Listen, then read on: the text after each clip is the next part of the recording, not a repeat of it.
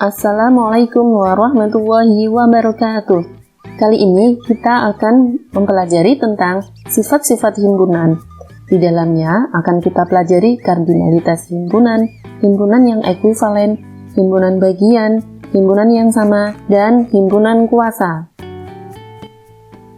Kardinalitas himpunan. Kardinalitas himpunan adalah bilangan yang menyatakan banyaknya anggota dari suatu himpunan. Banyak anggota himpunan A atau kardinalitas himpunan A dinotasikan dengan N dalam kurung A. Kardinalitas himpunan ini hanya untuk himpunan yang hingga atau finite set.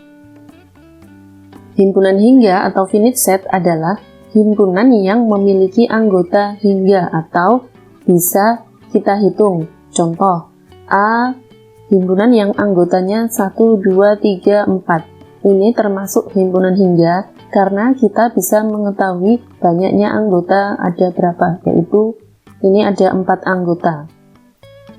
Kemudian himpunan tak hingga adalah himpunan yang memiliki anggota tak hingga. Himpunan tak hingga istilahnya infinite set. Contoh, himpunan B, anggotanya 1, 2, 3, 4, dan seterusnya.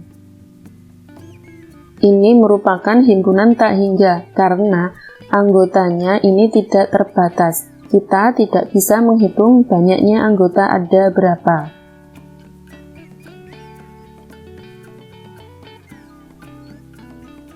Banyaknya anggota himpunan A atau kardinalitas himpunan A dinotasikan dengan N dalam kurung A. Contoh, misalkan himpunannya adalah B. B adalah huruf pembentuk kata semangat.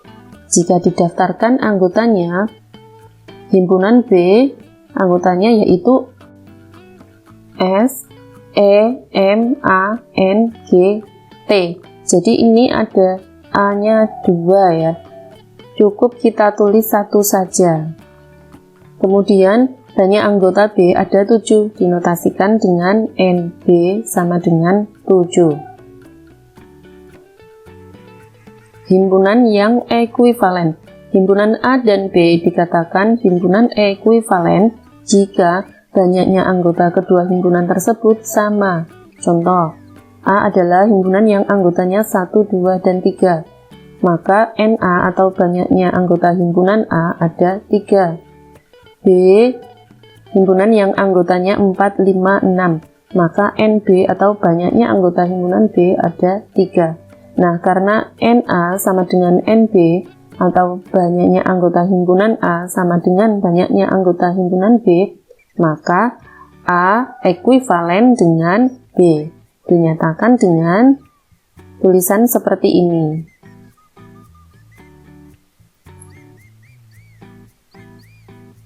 Himpunan bagian. A himpunan bagian dari B atau istilahnya A subset dari B. Jika semua anggota himpunan A menjadi anggota himpunan B. Nah, A himpunan bagian dari B dinyatakan dengan tulisan seperti ini, lambangnya. Kemudian A bukan himpunan bagian dari B dinyatakan dengan lambang seperti ini. Ada garis miringnya ya, dicoret.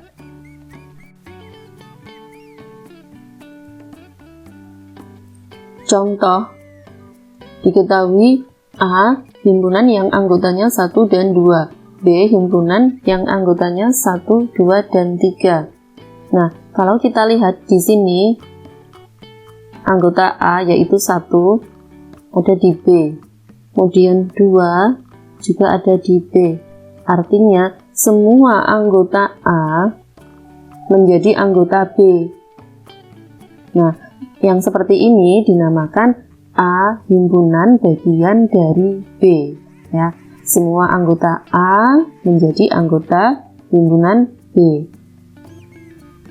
Kalau digambarkan diagram Venn-nya, maka nanti lingkaran A di dalam lingkaran B. Kemudian kita tulis dulu anggota himpunan yang lingkarannya paling dalam, yaitu yang lingkaran A dulu, anggota A dulu, yaitu 1 dan 2. kita tulis di dalam lingkaran A. Kemudian anggota himpunan B yaitu 1, 2, dan 3 kita letakkan di dalam lingkaran B. Di dalam lingkaran B ini sudah ada lingkaran A yang anggotanya 1 dan 2. Jadi 1 dan 2 ini juga sudah masuk ke dalam lingkaran B. Maka yang di luar sini cukup kita tulis 3 saja ya. Kemudian yang di luar sini anggota semestanya nggak usah kita tulis ya, tidak apa-apa. Karena di sini tidak diketahui anggota semestanya apa saja.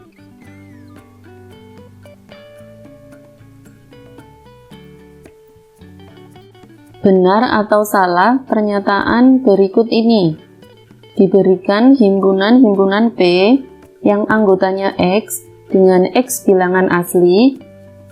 X, kita baca dari tengah ke kiri, X lebih dari 0, kemudian ke kanan kita baca X kurang dari 10. Maka anggota P yaitu X lebih dari 0. Jadi mulai dari angka 1, 2, 3, 4, 5, 6, 7, 8 sampai kurang dari 10, berarti hanya sampai 9. Atau ini tandanya hanya kurang dari ya, tidak ada garis bawahnya, bukan kurang dari atau sama dengan, maka batas angkanya 0 dan 10 ini tidak usah kita tulis. Kemudian Q adalah himpunan yang anggotanya X dengan X bilangan asli. Nah, ini batas angkanya 0, kemudian tandanya hanya kurang dari saja, maka 0 kita tidak tulis. Kemudian ini kurang dari 6 juga tidak kita tulis, berarti hanya 1, 2, 3, 4, 5. Kemudian himpunan R adalah himpunan yang anggotanya X dengan X bilangan prima. Kemudian ini tandanya kurang dari, jadi 0 ini kita tidak tulis ya. Nah, bilangan prima itu mulai dari angka 2. Jadi 2, 3, 5 kurang dari 6, berarti 7 tidak kita tulis. Nah, bilangan prima ini bilangan yang hanya bisa habis dibagi 1 dan bilangan itu sendiri. Nah, sekarang kita periksa. Apakah P himpunan bagian dari Q? Kita lihat apakah semua anggota P merupakan anggota Q. Nah, ini 1 ada ya, 2 ada, 3 ada, 4 ada, 5 ada. Nah, 6 tidak ada di Q, berarti ini bukan himpunan bagian dari Q. Kemudian B, Q himpunan bagian dari P. Benar atau salah? Kita periksa. 1 ada di P, 2 ada di P, 3 ada di P, 4 ada di P, 5 ada di P. Berarti semua anggota himpunan Q ada di P. Jadi benar ya, Q adalah himpunan bagian dari P. Kemudian yang C, Q adalah himpunan bagian dari R. Benar atau salah? Kita lihat di sini 1 tidak ada di R, berarti Q bukan himpunan bagian dari R ya. Nah, kalau dibalik, R apakah himpunan bagian dari Q? Kita lihat R apakah himpunan bagian dari Q? 2 ada di Q, 3 ada di Q, 5 ada di Q, berarti betul ya, R himpunan bagian dari Q. Selanjutnya, apakah R himpunan bagian dari P? R apakah himpunan bagian dari P? kita lihat anggota himpunan R, 2 ada di P, 3 ada di P, 5 ada di P. Berarti semua anggota himpunan R menjadi anggota himpunan P. Maka benar pernyataan ini, R himpunan bagian dari P. Kemudian kalau dibalik, apakah P himpunan bagian dari R? Kita lihat di sini anggota himpunan P yaitu 1. 1 ini tidak ada di R. Jadi jelas sudah terbukti bahwa P bukan himpunan bagian dari R. Jadi pernyataan ini salah ya.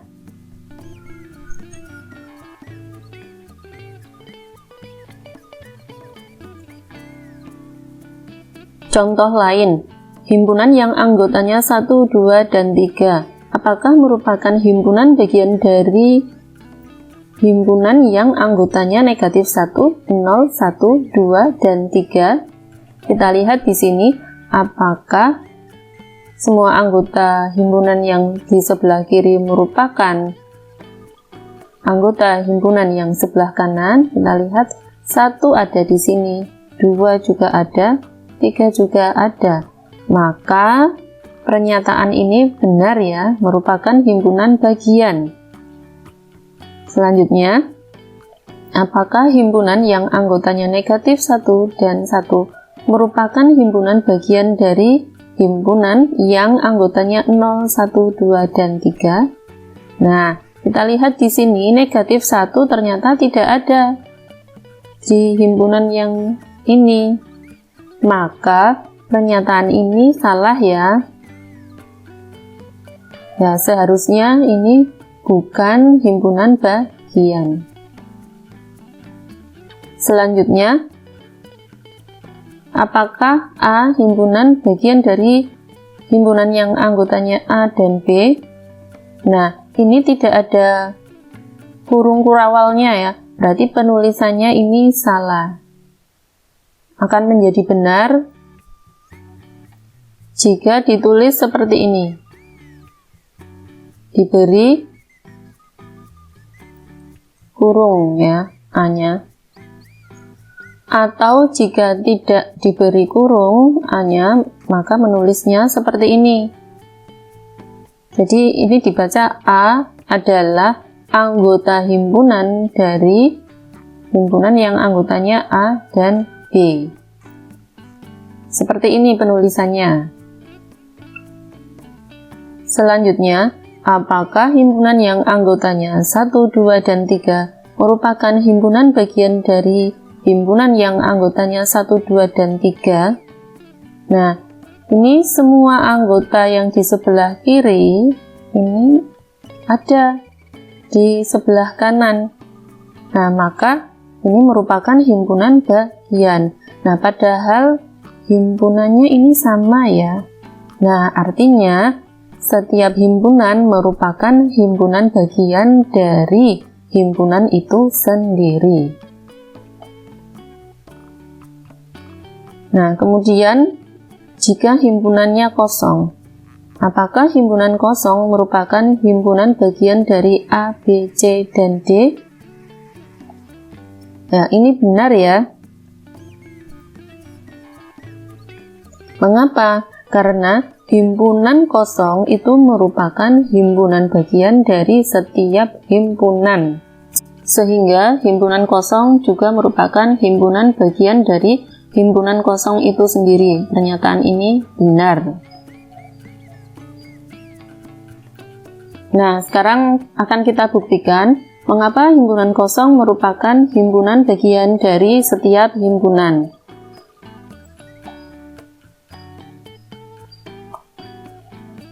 Sebelumnya, tadi sudah dijelaskan bahwa A himpunan bagian dari B jika semua anggota himpunan A menjadi anggota himpunan B. Artinya, jika tidak ada anggota himpunan A yang bukan anggota himpunan B, maka A adalah himpunan bagian dari B.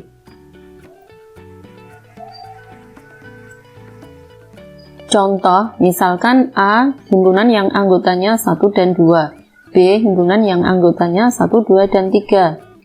Nah, karena semua anggota A merupakan anggota himpunan B, atau dengan kata lain, tidak ada anggota himpunan A yang bukan anggota B, maka A adalah himpunan bagian dari B. Sekarang kalau himpunannya saya ganti dengan himpunan kosong. Kita misalkan dengan C. C adalah himpunan kosong. Apakah C merupakan himpunan bagian dari B? Nah, karena C adalah himpunan kosong, maka tidak ada anggota himpunan C yang bukan anggota himpunan B. Maka C adalah himpunan bagian dari B. Atau himpunan kosong adalah himpunan bagian dari B. Kesimpulannya, himpunan kosong merupakan himpunan bagian dari setiap himpunan. Kesamaan dua himpunan. Dua himpunan A dan B dikatakan sama jika dan hanya jika A himpunan bagian dari B dan B himpunan bagian dari A. Dinotasikan dengan A sama dengan B. Contoh, A adalah himpunan yang anggotanya X dengan X faktor dari 6. Dan B himpunan yang anggotanya 1, 2, 3, dan 6. A adalah faktor dari 6 atau bilangan yang bisa membagi habis 6, yaitu 1, 2, 3, dan 6. Nah, ternyata semua anggota himpunan A ada di B dan semua anggota himpunan B ada di A. Nah, anggotanya ini semuanya sama, maka dikatakan A sama dengan B.